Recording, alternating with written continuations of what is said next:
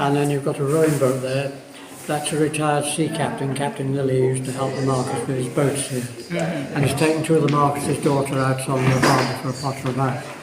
The one in red would be Caroline, as Caroline, Rex associated her with the colour red. Yeah.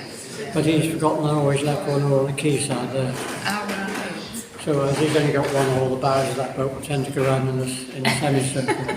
So you'll see that happening when you get to the other end of the room. Rest on that one. And then leading the Essex pillar, you've got Neptune, the seagull's trident and crown, and he spotted the guest at the dinner table here. So he's decided to come and join them and see if there are footprints coming from. Footprints, yeah. Is it? I see. Academy is some exhibition. I think 1870 when Turner Consul. Of course, yes. But he was painting this at the time in the application of Edward VIII. So to show the break in the Royal Cabin, he's put a break in the tower. And then below it you've got a big wall with a right angle. That's part of the entrance towards the grand harbour of Valletta and Malta.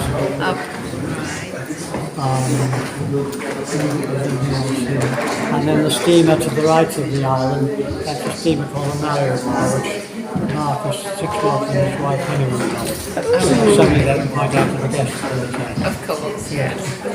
And 4 days to paint that net. The net, wow, yes. And then above the net you've got a tower, and if you look above the tower in the clouds you can just see 3 faint dark vertical lines. Yes. Just in the clouds. And that's because where the tower is now there used to be a sailing ship, and that's the tops of the mast of the sailing ship. Okay. And what happened was that the Marquis thought there were too many ships in the painting, so he asked Rex to paint the ship out, put something else in instead. So Rex came in late one night when he wouldn't be disturbed, painted out the ship but ran out of white paint for the clouds, so he didn't quite get rid of the mast. No. Then he put the tower in. Next day he told the Marquis what he'd done and said, if you don't like the tower, that's the scaffolding, and take it down. Take it down. He's got a pan on the pan tower. Wonderful sense. And then if you go to the right of the tower on the sea there, that's one of the steamers that used to ply between Liverpool, Llandudno, Bangor and Manor Bridge, taking people out on pleasure trips. So a lot of the guests will have been on one of those, and will recognise it. And then the mountain edge there with the step halfway down, that's Pembermile Head, as you go from here to Conway. Yeah. So again, a lot of the guests want that. And then you can see the Great Orme in the haze beyond it. Yes. Yeah. And then you come into the harbour, there's a sailing dinghy with a red sail.